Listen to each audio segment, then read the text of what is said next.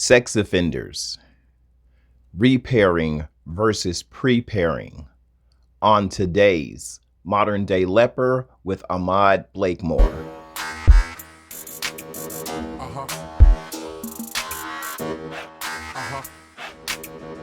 Hello, how are you? And welcome back to another edition of Modern Day Leper with Ahmad Blakemore. I'd like to say hello to all of our lady lepers, the entire leper nation, and all of our leper fans. How's everyone doing? So today we're talking about repairing versus preparing, and this is part 2 of what we talked about last week, soil versus rock. And this is all part of the same message, the same story. And at that point, we were talking about me going into the prison system and what it was like and how I felt about that. And the officer that I met there in the prison, who told me that this prison could be a womb or a tomb, and how we talked about that.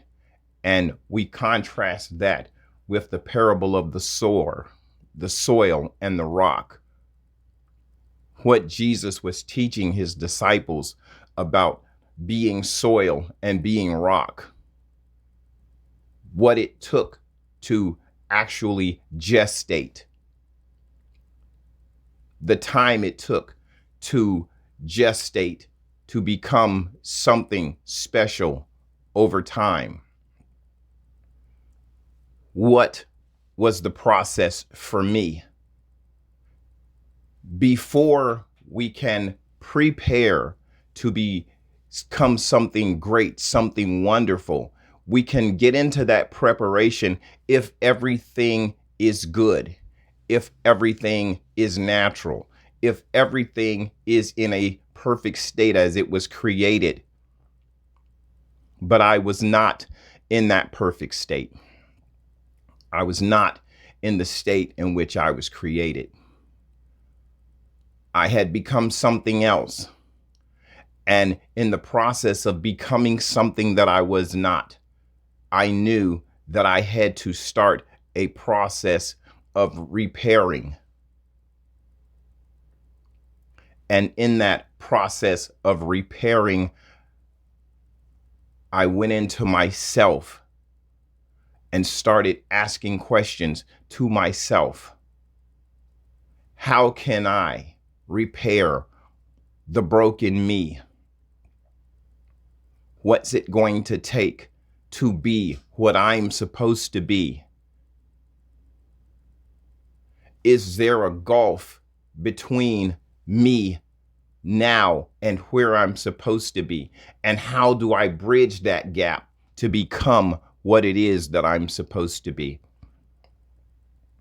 The repair process that I had to undergo.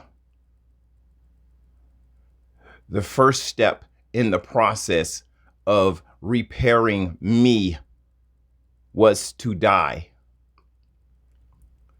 To die to the person that I was. And I knew this. And this is why I was pouring out my spirit. This is why I was weeping. This is why my spirit was broken. There was a total collapse in my will because I was somewhere I was not supposed to be. But because I stopped paying attention, I ended up there because of my actions. You see, we're going to end up somewhere. The answer is where. And when you get there, is it the place you wanted to be? Is it the place you started out? Is this the place you thought you were going when you left, when you started the journey? So the process first was for me to die to the person that I was. I had to die, and I knew this. And so I wanted to die. to myself, to the old person, understanding what it means to die. Die, to cease to live, to undergo the complete and permanent cessation of all vital functions, to be dead. I had to do that with my mind and all the things that I thought were important up to that point. A total cessation of all vital functions of thought. A cessation of all activities. A total cease and desist of who I was as a person. To start off again in the womb as if I were being born again as a child. This was all necessary to repair what was broken, what had fallen off the shelf and shattered into pieces. And so I went about the repairing process. Repair, to fix or mend something so that it is in good working order again. To fix or mend something so that it is in good working order again. Repairing don't mean throw it away. Just because it's broken doesn't mean it can't be fixed. This is the important part. And this is where we get stuck. Because we're wanting to go through a repair process and people say, no, no, no, you can't be fixed. You can. And so I started my repair process.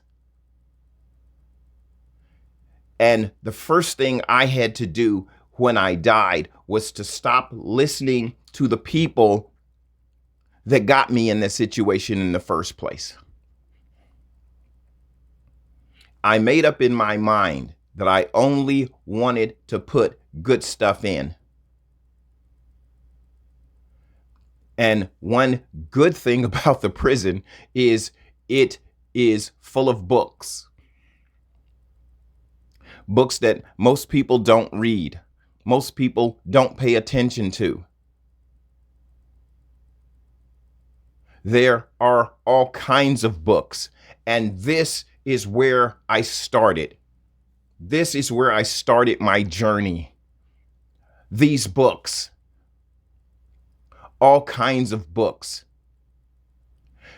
These books were on everything: religion, philosophy, psychology, self-improvement, esoteric spirituality, sciences of the mind, including personality archetypes.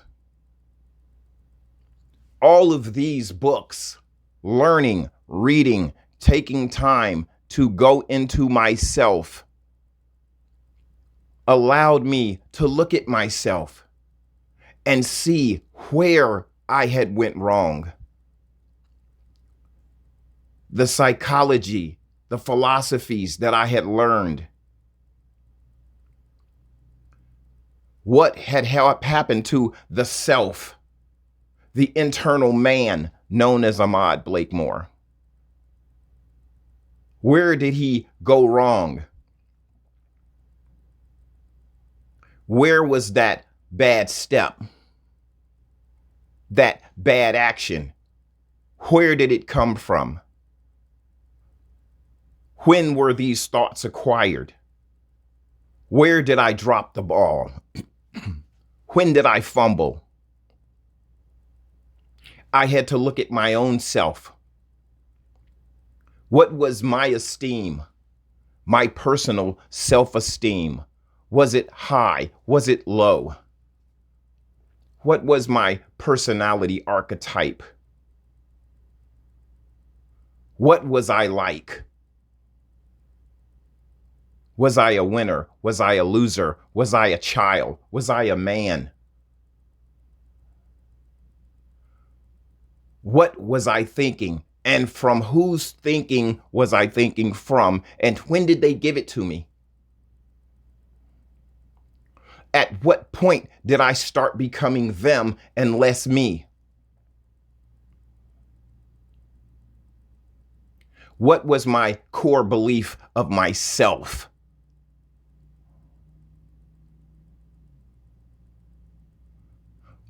How did I end up there? All of these things were important, and I had to look at them, and I had to repair myself. And I spent hours and hours and hours and hours a day surrounded by books. Just me and books. And I can tell you something right now. A lot of people ask me, what was my prison stay like? Because I had sex offender status. Was I bothered by people?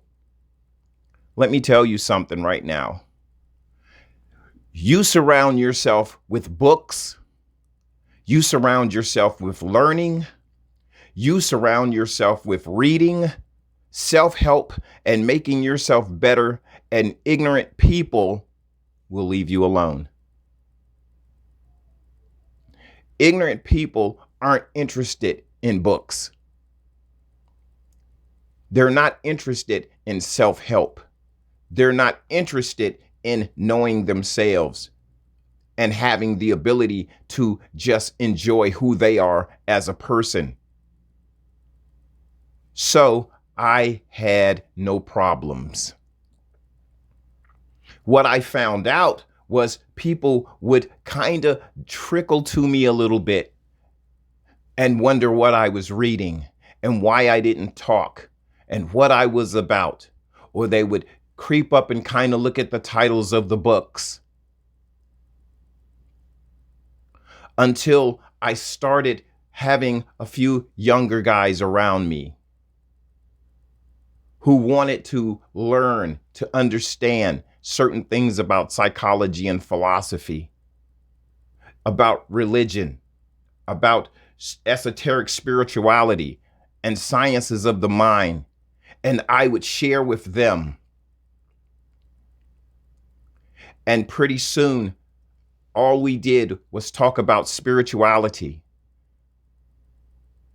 And I ended up having a so-called psychology booth, if it were, because I had heard everybody's problems.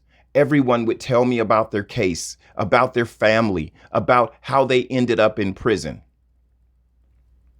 I had a ministry before I had a ministry. And as I started to repair myself, people saw it. The officer that I told you about, the older gentleman, he would always be around. He would always have something positive to say.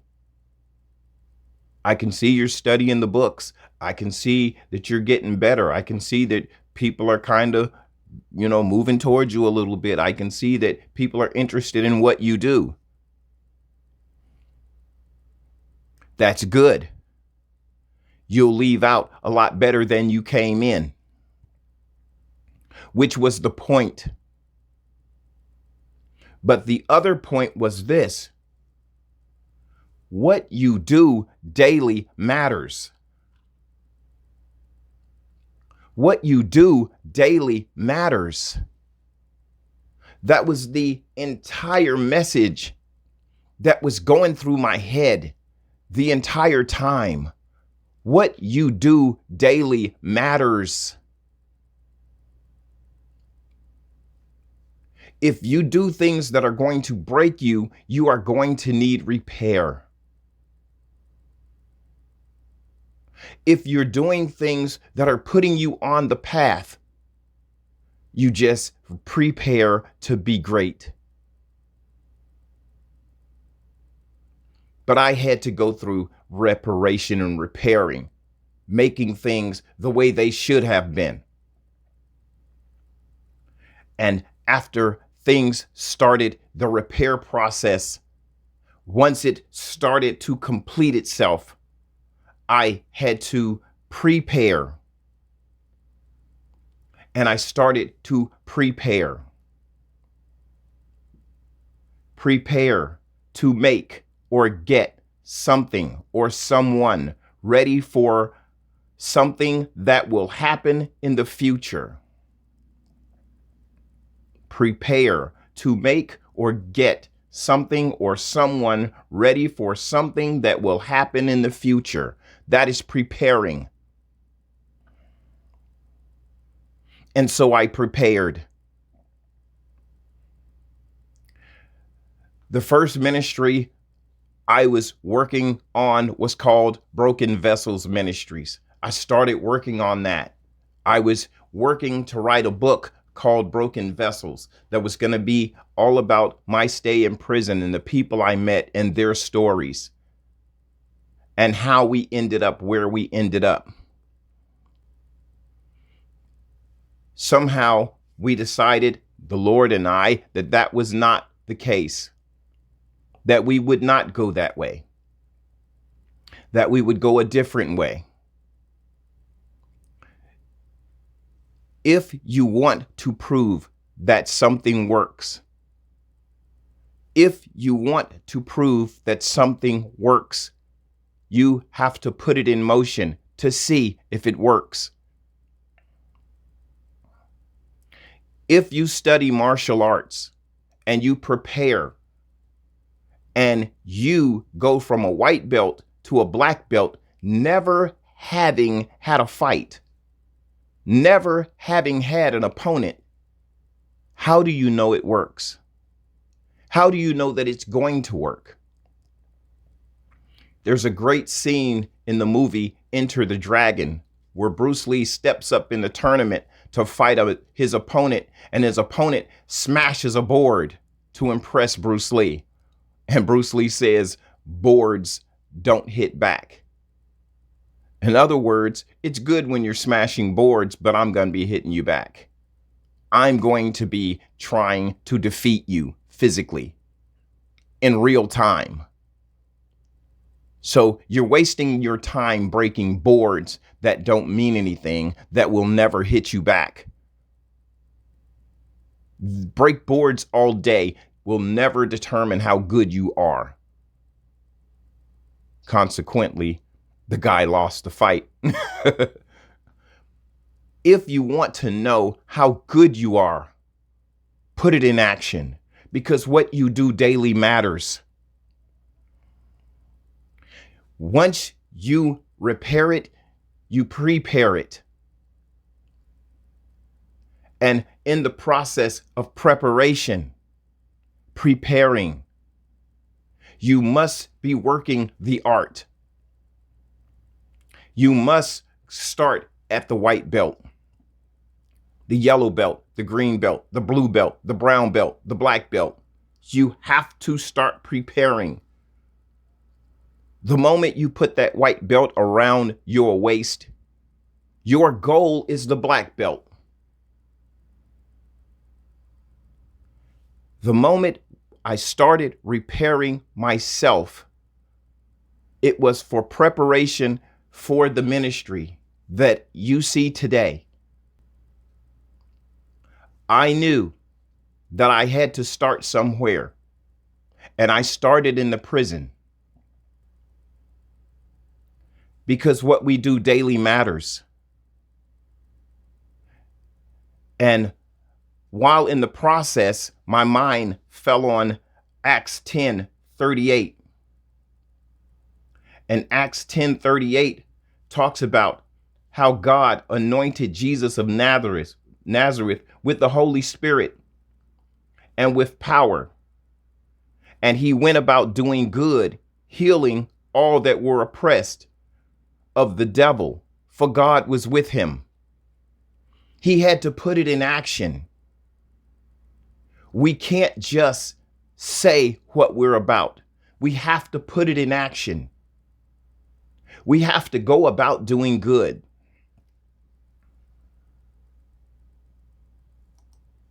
And so because of that, I had to start where I was, in the prison. And when I came out of the prison,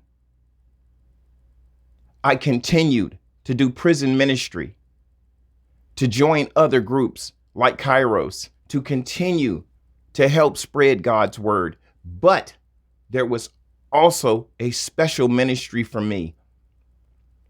I knew it was there. I knew God wanted me to do something special that he had prepared me for. This is why it started in the prison. Because if you can survive there with a, quote, sex offender ministry, you can survive anywhere. Yes, I was talking about sex offender laws in prison. It was my ministry in prison. And now I'm here with you, having prepared to be here with you. After going through a process of repair myself, I am prepared to deal with us here today, to deal with people who hate me, who've never heard of a sex offender and a ministry. And those two words going together, they're an oxymoron. Do you think Jesus didn't have people that did not like his ministry? If you had a ministry and you believed in Jesus and you believed in God, you could take that ministry to the worst people in society. If God is with you and you can move that entire community for the better, there's a whole marginalized community that the world hates, that the church kind of moves away from, that they shy away from. If Jesus is truly with you, if God is truly with you, you can move into that community with love and joy and faith and power, putting God first, and move the entire world. That is what this ministry is about. It's not about running from sinners. It is not about running from people, hiding from people, ducking from people who call you names and hate you. This is expected. This is what ministry is. If you're a Christian, if you're a Muslim, if you're a Jew, and it works on anyone. If God is God, he can change anyone. Not just the people you think he can change. He can do anything, anytime with anyone he chooses. And if you think he can only use the best of the best, he can use animals, and he can take the worst sinners and turn them into the most profound human beings you've ever met. If you have limitations in your mind, those are your limitations. Stop putting them on other people. And for God's sake, don't put them on God. If you're afraid, that's okay. Get out of the way. Let those of us who are not afraid move in and handle it. God has not forgotten sex offenders, as Jesus has never forgot the lepers. When society runs away, God runs in. You ever see a fire? You know why I have so much respect for firemen? Because when people are running out of the building, they're running in the building. on fire, smoke inhalation, and everything else, knowing in advance that they may not come out. They're all in. They've bought in. They know at any time, with any fire, this could be the last. But they've made up their mind that their life is to be sacrificed for someone else's. I feel the same way. I'm not afraid of anybody. I don't care about the threats. I don't care what people say. Do what you want to do. Say what you want to say. I will be unaffected because this is God's ministry and it's going forward. Irrespective to what people say, irrespective to what people do. I'm prepared for this. I'm not trying to be the modern day leper. I don't want to be the modern day leper one day. I'm not hoping to be the modern day leper. I am the modern day leper. My name is Ahmad Blakemore, and I am here for the truth. I am here to put this ministry out. This is not what I hope to do. This is what I do. And this is the hill I'm going to die on because it's right. Because Jesus went about doing good for people who were outcast. And society is not God. Only God is God. And as Jesus once told some people, if you really were from God, you would love me because I'm from God too. If you don't like the people I minister to, that's your problem, not ours. But God has a ministry for everyone. And they have a right, just like you have a right, to be loved, respected, cared for. They have a right to grow spiritually. And that's why I'm here. My name is Ahmad Blakemore. I am the modern day leper. I love you guys, and I will see you on the next one. Have a great one. Bye-bye.